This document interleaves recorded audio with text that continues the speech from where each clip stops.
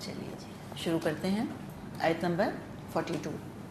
قل من یکلؤکم باللیل والنہار من الرحمن بل ہم عن ذکر ربہم معرضون. اے محمد صلی اللہ علیہ وسلم ان سے کہیے کون ہے جو رات کو یا دن کو تم کو رحمان سے بچا سکتا ہو مگر یہ اپنے رب کی نصیحت سے منہ موڑ رہے ہیں. یعنی کون تم کو رحمان کے عذاب سے بچائے گا. بھی دیکھیں نام کیسا آیا ہے عذاب کے ساتھ رحمان. اس سے اندازہ ہو رہا ہے کہ رحمان نام صرف رحم کے لیے نہیں آتا بلکہ اللہ کی ایک جو شان بادشاہی ہے اور جو شان حاکمیت ہے اس کے طور پر بھی آتا ہے. تو سوال پوچھ کر تو خود ہی جواب دے دیا گیا کہ تو رحمان کا نام بھی لینا نہیں چاہتے. یعنی ان خود ساختہ شریکوں پر اتنا بھروسہ ہے کہ مشکل پریشانی سے بچنے کے لیے انہی کا ذکر کرتے ہیں اور اللہ کے ذکر سے تو غافل ہیں. وَهُمْ عَنْ ذِكْرِ رَبِّهِمْ مُعْرِضُونَ. اللہ کا تو نام نہیں لینا چاہتے. اور مکے والے تو رحمان کا نام ہی نہیں لیتے تھے. آگے پڑھیں گے ہم کہ ان سے جب کہا جاتا ہے کہ رحمان کو سجدہ کرو تو کہتے تھے وَمَا الرحمن. یہ رحمان کون ہوتا ہے جس کا نام تم لے لو اسی کو سجدہ کرتے پھریں کیا ہم. ایکچولی وہ اپنے خداؤں کے بارے میں بہت متعصب تھے. تو یہ رحمان جو نام ہے اللہ کا یہ طائف والے لیا کرتے تھے اور مکے میں اللہ نام تو تھا طائف والوں کی ضد میں انہوں نے رحمان نام چھوڑ دیا تھا. تو اللہ نے اسی کا ذکر کیا ہے کہ تمہیں رحمان سے کون بچائے گا اور تم اپنے رب کے ذکر سے منہ موڑ رہے ہو. نام نہیں لینا چاہتے تم اس کا. اور دوسرا مطلب یہ ہے کہ اللہ کی پکڑ سے بچنے کا واحد ذریعہ اللہ کا ذکر اللہ کی یاد اس کا کلام اور اس پر عمل ہے. تو جو اس کلام سے اللہ کے نام سے اللہ کی یاد سے اللہ کے کام سے اس کی فرما برداری سے منہ موڑے گا تو پھر اللہ کے عذاب سے تو کوئی طاقت اس کو بچا نہیں سکتی. خدا صلی اللہ علیہ وسلم کہتے تھے اعوذ بک منک. اللہ میں تجھ سے تیری ہی پناہ میں آتا ہوں. ام لہم آلہۃ تمنعہم من دوننا لا یستطیعون نصر انفسہم ولا ہم منا یصحبون. کیا یہ کچھ ایسے خدا رکھتے ہیں جو ہمارے مقابلے میں ان کی حمایت کریں اور نہ تو خود اپنی مدد کر سکتے ہیں اور نہ ہی ہماری تائید ان کو حاصل ہے. تو اپنے معبودوں کے بارے میں مشرکین عرب کا یہ عقیدہ تھا کہ یہ ہستیاں اللہ ہی کی اجازت اور اللہ ہی کی مرضی سے اس کی شریک بنی ہوئی ہیں. یعنی کہ جائز اوتھینٹیکیٹڈ مستند شریک ہیں. یہ ہم کہتے ہیں نا گورنمنٹ کی طرف سے اپروو ہوئی ہوئی کئی ڈیزگنیشن ہے ان کا. تو یہاں پر بتا دیا گیا کہ ان ہستیوں کے اللہ کے سامنے کوئی طاقت نہیں. اللہ نے ہرگز سینکٹیفائی نہیں کیا.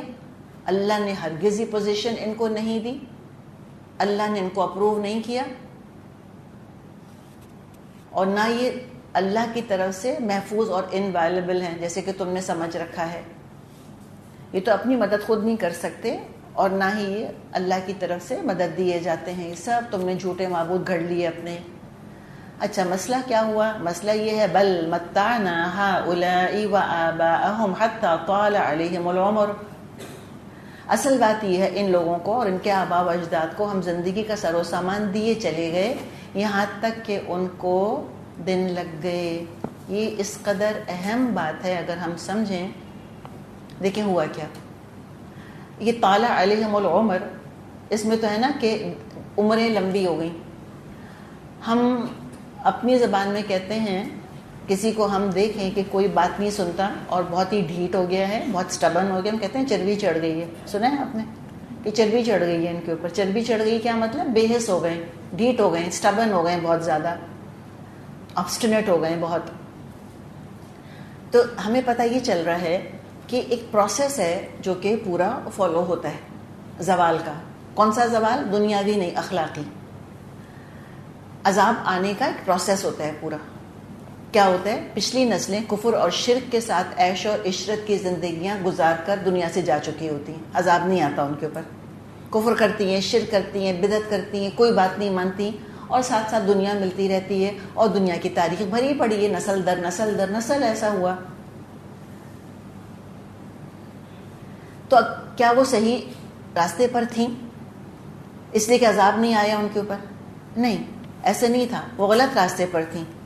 لوگ یہ سوچتے ہیں کہ ہمارے آباء و اجداد اس عقیدے پر تھے، وہ بھی شرک یا کفر تو وہ نہیں کہتے نا، وہ کہتے یہ ان کا عقیدہ تھا، وہ دیوی دیوتاؤں کی پوجا کیا کرتے تھے، ان کی زندگیاں اچھی گزر گئیں، انہیں کچھ نہیں ہوا، تو یہ ازیوم کر لیتے ہیں کہ آئندہ بھی کچھ نہیں ہوگا.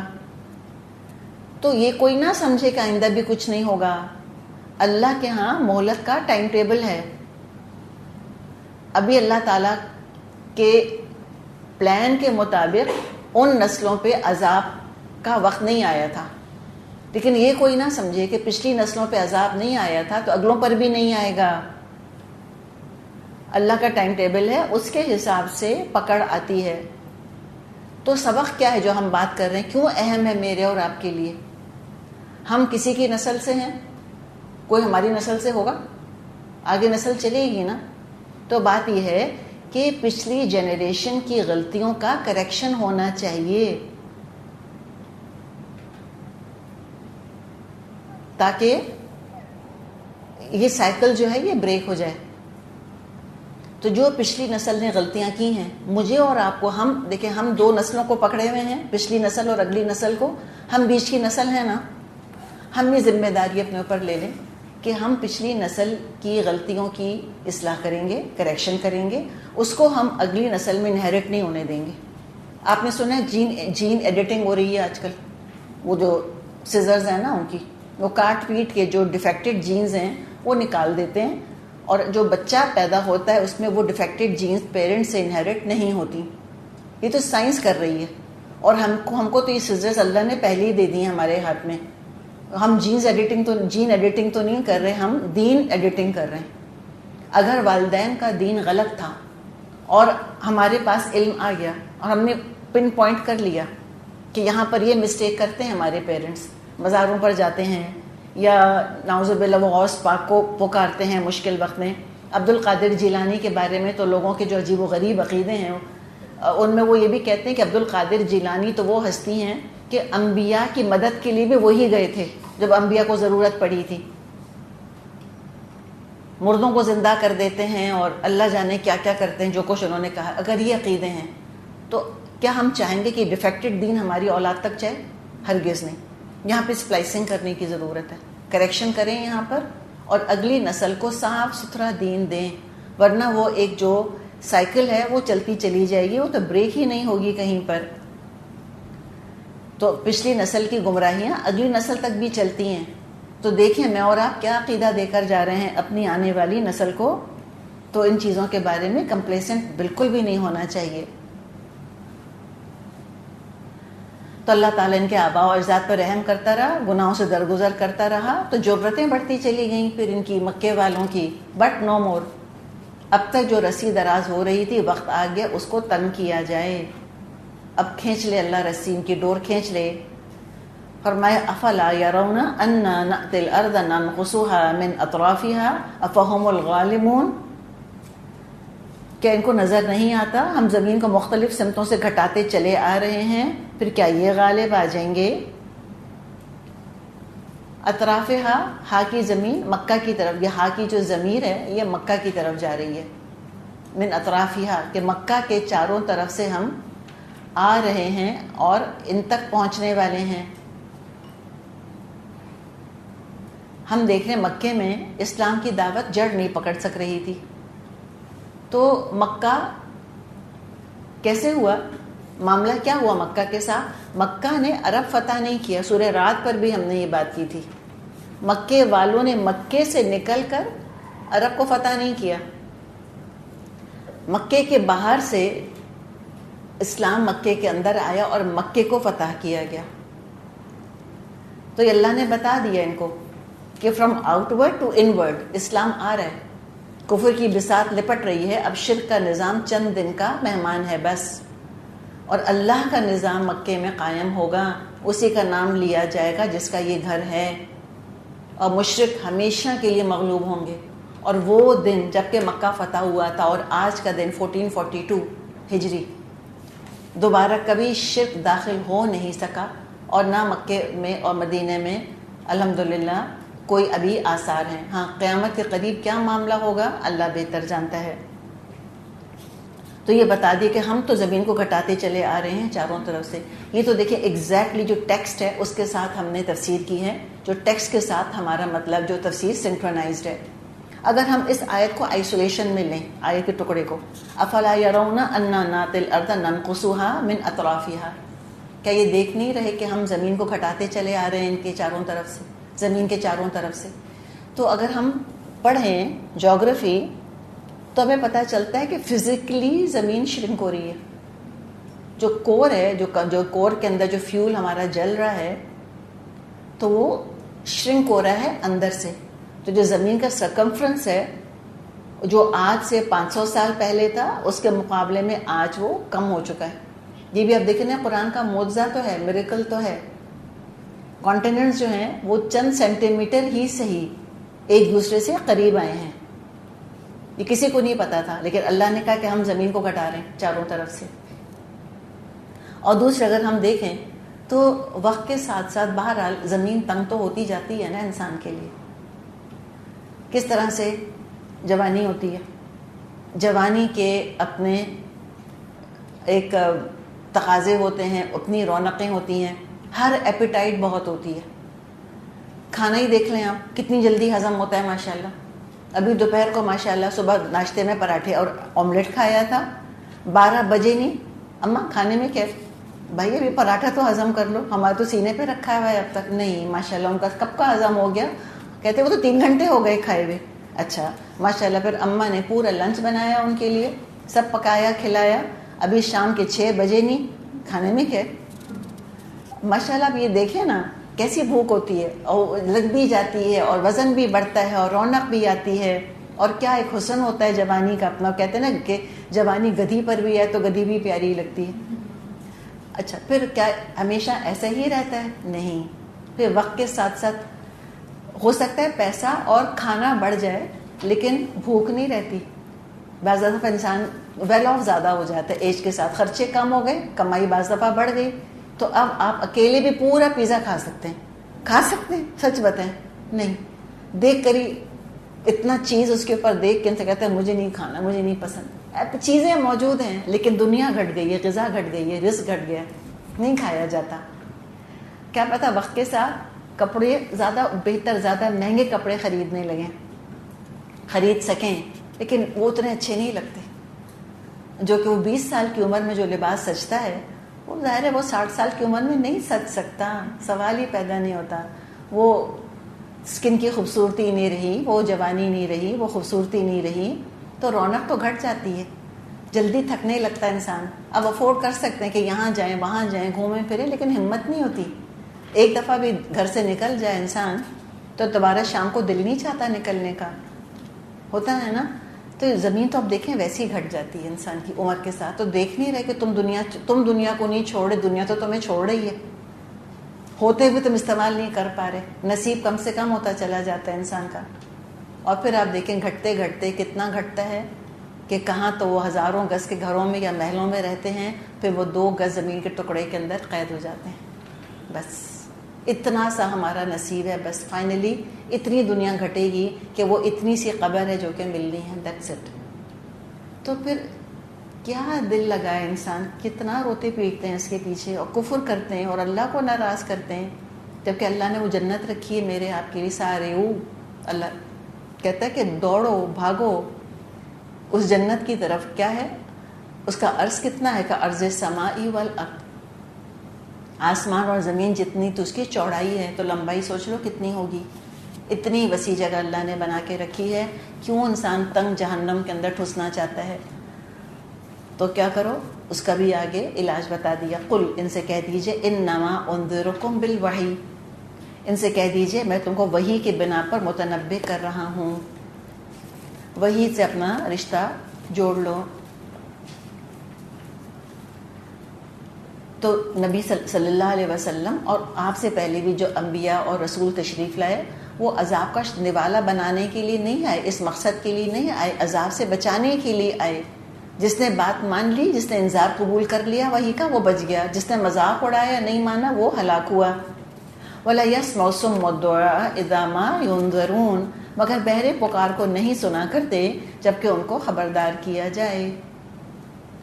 تو واقعی یہی ہوا، اتنے خلوص، اتنی محبت، اتنی محنت کے ساتھ رات دن ایک کر کے ان کو سمجھایا، نبی صلی اللہ علیہ وسلم نے خبردار کیا کہ اب بھی وقت ہے، اصلاح کر لو، توجہ دو، بچ جاؤ گے۔ لیکن جو وحی کو اگنور اوائڈ کریں تو پھر وہ تو نہیں بچتے۔ کب سمجھ آئے گا ان کو کہ ہم نے غلطی کی تھی؟ وہ جب عذاب آئے گا۔ کتاب تو انفیکٹو رہی ان کے لیے۔ وَلَئِن مَسَّتْهُمْ نَفْحَةٌ مِّنْ عَذَابِ رَبِّكَ لَيَقُولُنَّ يَا وَيْلَنَا إِنَّا كُنَّا ظَالِمِينَ۔ اب اگر تیرے رب کا عذاب ذرا سے ان کو چھو جائے تو ابھی چیخ اٹھنے کہ ہائے ہماری کم بختی، بے شک ہم خطاوار تھے۔ دیکھیں نفحہ صرف لپٹ کو کہتے ہیں، لپٹ آ جائے صرف، اور صرف چھو جائے، پورے عذاب کا ذکر بھی نہیں ہے، کمپلیٹ عذاب کی بات نہیں کی جا رہی، ذرا سا بس تھوڑا سا ان کو اگر وہ چھو جائے تو ابھی یہ چیخ اٹھیں اور کہیں گے، کنفیس کر لیں کہ ہاں ہم ہی انجسٹ تھے۔ اچھا، جو ظالم لفظ ہے، یہ لفظ قرآن میں اپنے جھٹلانے والوں کے لیے بار بار آیا ہے کہ یہ ظالم ہے، یہ ظالم ہے، یہ ظالم ہے، یہ انجسٹ ہے۔ اور یہ بڑا ہی انٹرسٹنگ، بڑا پرٹیننٹ، بڑا غور طلب یہ مضمون ہے۔ دیکھیں ماضی میں بھی اور آج بھی جو اللہ کی شریعت کے خلاف ہوتا ہے، جو دین کے خلاف ہوتا ہے، وہ وجہ کیا بیان کرتا ہے کہ ہم کو دین کیوں نہیں اچھا لگتا، ہمیں دین سے کیوں دشمنی ہے؟ وہ یہ کہتے ہیں کہ اللہ کی شریعت جو ہے اس میں ہیومن رائٹس کا خیال نہیں رکھا گیا۔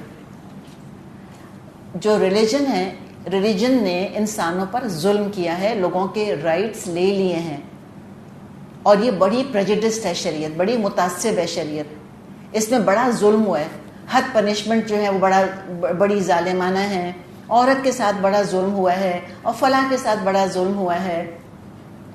اور جو یہ کہتا ہے کہ میں اللہ کو، رسول کو نہیں مانتا، اس کے ساتھ بڑا ظلم ہوا ہے، اور قرآن تو بڑا اینٹی سیمیٹک ہے۔ یہ سب باتیں قرآن کے بارے میں، شریعت کے بارے میں کہی جاتی ہیں۔ انسانی حقوق کا خیال نہیں رکھا گیا، شریعت انسانی حقوق کو، ہیومن رائٹس کو پامال کر دیتی ہے۔ ہم لوگوں کو حق دلوائیں گے، ہم اس ظلم کو دور کریں گے، اور ہم اللہ کے دین سے آزادی دلوائیں گے لوگوں کو۔ ہم جو لوگوں کا ایکسپلائٹیشن ہو رہا ہے اس سے ہم لوگوں کو نجات دلائیں گے، اور عدل انصاف ہم قائم کریں گے۔ یہ ان کا دعویٰ ہے جو شریعت کی مخالفت کرتے ہیں۔ جن جن مسلم ممالک میں مسلمان حکمران آئے، کمال اتا ترک جیسے مسلمان، کوئی نان مسلم نہیں تھا کمال اتا ترک، اس نے کیا کیا تھا کہ ترکی میں اسلام نافذ کیا تھا، بین کر دیا تھا اس نے عربک لینگویج کو۔ قرآن عربک میں پڑھا نہیں جا سکتا تھا، زبردستی عورتوں کے حجاب اتروائے ہیں، ان کو اسکرٹس پہنوائے گئے ہیں، اور عورتوں مردوں سے کہا کہ ناچو سارے مل کر۔ داڑھی رکھنا پرابلم تھا، اذانیں بند ہو گئی تھیں وہاں پر، اذان نہیں دی جا سکتی تھی۔ مسلمان تھا نا، تو کیا کہا اس نے کہ قرآن تو اور اسلام نے تو بڑا ظلم کیا تمہارے اوپر، تمہاری ڈاؤن فال کا تو ذمہ دار اسلام ہے، میں تم کو عروج دلواؤں گا، میں انصاف دوں گا۔ ایسے سب لوگ جنہوں نے کہ توبہ نہیں کری تھی اور بغیر توبہ کے مر گئے تھے، اللہ کے عدل کا مزہ چکھیں گے قیامت کے دن، اور خود ہی پکار کر کیا کہیں گے، یا ویلنا، ہائے ہماری شامت، انا کنا ظالمین، ہم تھے ظالم۔ اللہ کا کلام، اللہ کی شریعت، اللہ کا حکم ظلم ہو سکتا ہے؟ نہیں۔ اللہ فرماتا ہے وَتَمَّتْ كَلِمَةُ رَبِّكَ صِدْقًا وَعَدْلًا، تیرے رب کی تو بات تمام ہو گئی، سچائی کے لحاظ سے، عدل کے لحاظ سے۔ عدل کہیں ہے تو شریعت کے اندر۔ تو یہاں تو پورے عذاب کا بھی ذکر نہیں کیا گیا کہ پورا عذاب انلیش ہوگا ان کے اوپر، ہلکا سا ٹچ، نفحۃ من عذاب ربک، نفحہ ایک لپٹ چھوئے گی بس، اور چھوئے گی، ٹچ کرے گی صرف، ساری اپنی چودراہٹ بھول جائیں گے، سارا تکبر، سارا جھوٹ بھول جائیں گے۔ گرم ہوا کا ہلکا سا جھونکا ٹچ کرے گا ان کو، اور پھر دیکھیے تا بھی لگا ہوا ہے، نفحہ نہیں لکھا، نفحتن، ون ٹائم۔ جہنم کے عذاب کی ایک لپٹ، ناٹ دا انٹائر عذاب، ایک لپٹ ایک دفعہ ٹچ کرے گی صرف، ہلکا ترین جھونکا صرف چھوئے گا تو چیخ پڑیں گے کہ ہم نے ظلم کیا، اور کتنے لوگوں کا ورغلایا اور کتنے لوگوں کو دین سے دور کیا انہوں نے۔ دیکھیں خاص طور پر جو ہمارا یوتھ ہے، جو ان کو بڑا اہم سمجھتا ہے، ان کی باتوں کو بڑا سچا سمجھتا ہے، وہ کتنا زیادہ بدگمان ہو رہا ہے اسلام کی طرف سے. اسپیشلی عورتیں کتنی بدگمان ہیں, لڑکیاں کتنی بدگمان ہیں اسلام کی طرف سے کہ یہ کیوں لکھا ہے, یہ کیوں لکھا ہے, ایسے کیوں کہا قرآن نے. تو سوچے کہ خود بھی بھٹکے اوروں کو بھی بھٹکایا, اللہ نمٹ لے گا ان سے. تو جب اتنے سے جھونکے سے یہ حال ہوگا تو جہنم میں ہمیشگی کا عذاب جب بھگتیں گے تب کیا کہیں گے؟ چیختے پکارتے ہی رہیں گے, اپنے آپ کو برا بھلا کہتے رہیں گے, کوستے رہیں گے اپنے آپ کو, دوبارہ دنیا میں جانے کی دعائیں کرتے رہیں گے, درخواستیں, اور جنہوں نے ورغلایا تھا ان کو لعنت ملامت کرتے رہیں گے. سارا اللہ تعالیٰ نے منظر ہمارے سامنے پیش کر دیا ہے وقتاً فوقتاً.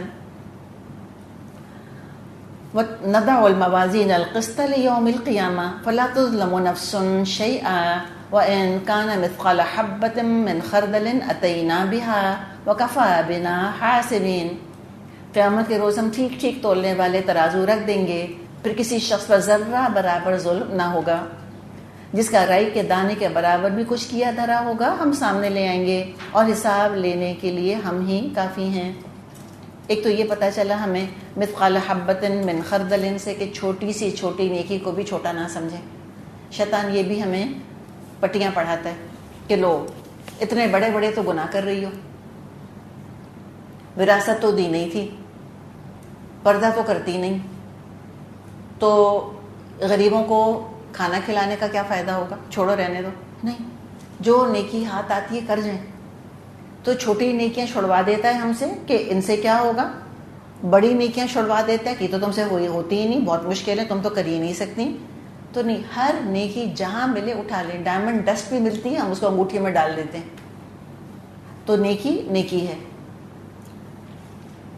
تو ابھی اللہ کے عدل کی یہاں شان بتائی جا رہی ہے, کسی پر کوئی ظلم نہ ہوگا. اب موازین کا ذکر ہے, کئی قسم کے ترازو ہوں گے, رائی کے دانے کے برابر عمل بھی حاضر ہو جائے گا, اور اللہ حساب لینے کو کافی ہے. تو ضرور دعا کیا کریں, اللہم حاسبنی حسابا یسیرا, اللہ میرا آسان حساب لے. اسی کہ جس کا حساب ہو گیا, جس پر اللہ تعالیٰ نے جرح کر دی, وہ نجات نہیں پائے گا. تو اعمال ایسا محسوس ہو رہا ہے کہ جیسے ایک موقع ہوگا جہاں پہ کچھ ترازو ہوں گے جن میں کہ بہرحال اعمال مومن کافر سب کے تلیں گے, لیکن کافر کے عمل میں وزن کیوں نہیں ہوگا؟ اس لیے کہ ایمان نہیں ہوگا. تو ہم نے سورہ کہف میں پڑھا تھا فَلَا نُقِيمُ لَهُمْ يَوْمَ الْقِيَامَةِ وَزْنًا, ہم تو اس دن ان کے لیے ترازو قائم ہی نہیں کریں گے. تو یہ تو یہاں بتا دیا اللہ تعالیٰ نے کہ ترازو قائم ہوں گے, کسی پر کوئی ظلم نہیں ہوگا, تولا جائے گا. اب یہ ہوگا کہ دیکھنے میں ہو سکتا ہے کہ کوئی عمل بہت چھوٹا سا ہو لیکن وزن میں بہت ہو. کس چیز کا وزن ہوتا ہے؟ تب سب سے پہلے ایمان کا, اس کے بعد ظاہر ایمان کے لحاظ سے پھر خلوص کتنا ہے اس کے اندر. تبھی صحابہ کا ایک مٹھی بھر اناج صدقہ کرنا, اس کی اتنی اللہ کے ہاں قدر اور قیمت ہے, اتنا اس ایک مٹھی بھر اناج کا وزن ہے کہ بعد میں آنے والے احد پہاڑ کے برابر سونا بھی صدقہ کریں گے تو صحابہ کے درجے کو نہیں پہنچیں گے. ان کی قربانیاں اور ان کا جذبہ, ان کا خلوص اور ان کا ایمان اگر تولنے بیٹھیں اس وقت, ابو بکر کا ایمان ایک پلڑے میں اور اس وقت سارے مسلمانوں کا ایمان دوسرے پلڑے میں, تو کس کا پلڑا جھکے گا؟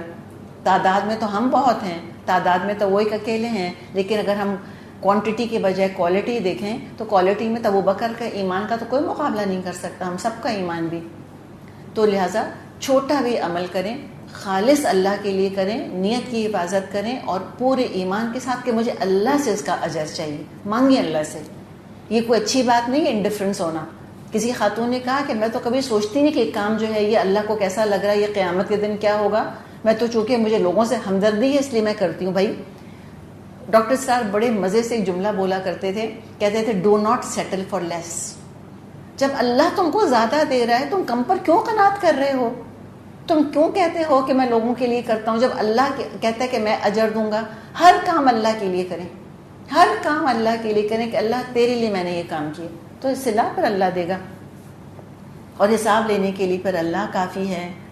وَلَقَدْ آتَيْنَا مُوسَى وَهَارُونَ الْفُرْقَانَ وَضِيَاءً وَذِكْرًا لِلْمُتَّقِينَ, ہم موسیٰ اور ہارون کو فرقان اور روشنی اور ذکر عطا کر چکے ہیں ان متقی لوگوں کی بھلائی کے لیے الذین یخشون ربهم بالغیب وهم من الساعة مشفقون، ان متقی لوگوں کی بھلائی کے لیے جو بے دیکھے اپنے رب سے ڈریں اور جن کو حساب کی اس گھڑی کا کھٹکا لگا رہے، یعنی قیامت کے دن سے وہ ڈرتے رہتے ہیں۔ تب اللہ تعالیٰ نے کچھ تو قدرت کی نشانیاں ہمیں پہلے بتائی تھیں، اب اللہ کی کچھ اور نشانیاں بتائی جا رہی ہیں جو کہ ہدایت کا ذریعہ ہیں، اور وہ کون ہیں؟ انبیاء۔ موسیٰ اور ہارون کا ذکر ہے، اللہ نے ان کو فرقان یعنی کہ تورات دی تھی، پھر اللہ تعالیٰ نے اور کیا دیا تھا؟ ان کو معجزے عطا کیے تھے، ایمان کا ہدایت کا نور تھا، اور متقیوں کے لیے نصیحت اور یاد دہانی تھی۔ وَهَذَا الذِّكْرُ مُبَارَكٌ أَنزَلْنَاهُ أَفَأَنْتُمْ لَهُ مُنْكِرُونَ، اور ابھی بابرکت ذکر ہم نے تمہارے لیے نازل کیا ہے، کیا تم اس کو قبول کرنے سے انکار کرو گے؟ ان تورات اور قرآن اللہ کی عظیم نعمتوں میں شمار کی جاتی ہیں، اور ان کا انکار کرنے والا کبھی بھی فلاح نہیں پائے گا۔ اور اس کو کیا کہا ہے؟ ذکر مبارک۔ قرآن کیا ہے؟ مبارک ذکر ہے۔ تو کس طرح مبارک ہے؟ اللہ تبارک و تعالیٰ کی طرف سے نازل ہوا، اللہ خود بڑا مبارک ہے۔ فرشتوں میں سے جبریل امین اس کو لے کر نازل ہوئے، اعلیٰ ترین فرشتے ہیں۔ انسانوں میں سے سب سے مبارک ہستی پر نازل ہوا، محمد صلی اللہ علیہ وسلم پر۔ جس جگہ نازل ہوا وہ جگہ کتنی مبارک ہے، مکہ۔ جس رات نازل ہوا وہ رات کتنی مبارک ہے، لیلۃ القدر۔ اور جس امت نے اس کو قبول کیا وہ خیر امت کہلائی، کنتم خیر امت اخرجت للناس۔ اور جو اس کو سیکھے اور سکھائے وہ بہترین ہے، خیرکم من تعلم القرآن وعلمہ، مبارک ترین ہے وہ۔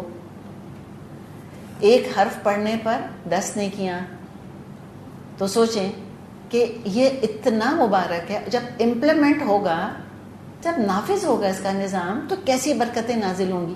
کیا آسمان رزق نہ برسائے گا؟ کیا زمین رزق نہ اگلے گی؟ بالکل ہوگا۔ کون اپنے گھروں میں اور اپنی زندگیوں میں برکتیں نہیں چاہتا؟ کون ہے؟ مجھے بتائیں، کون ہے جو کہ نہیں چاہتا کہ میرے گھر میں، میری دولت میں، صحت میں، اولاد میں برکتیں ہوں؟ برکت کے ساتھ یہ نہیں خوشیاں، سب چاہتے ہیں الحمدللہ۔ تو لہٰذا جو چاہتا ہے برکت، بس اس قرآن کے ساتھ اپنا رشتہ جوڑ لے، پھر دیکھے۔ پھر بات کیا ہے؟ تجربہ شرط ہے، آزمائش شرط ہے۔ آزمائے تو برکت کا لحاظ اور برکت کا اندازہ ہوتا ہے۔ برکت کسی بیلنس شیٹ میں آ نہیں سکتی، حساب کتاب میں نہیں آتی ہے، یہ تو محسوس کی جاتی ہے۔ چلیں اب آپ بریک لے لیں، پھر انشاءاللہ تعالی ہم آگے چلیں گے۔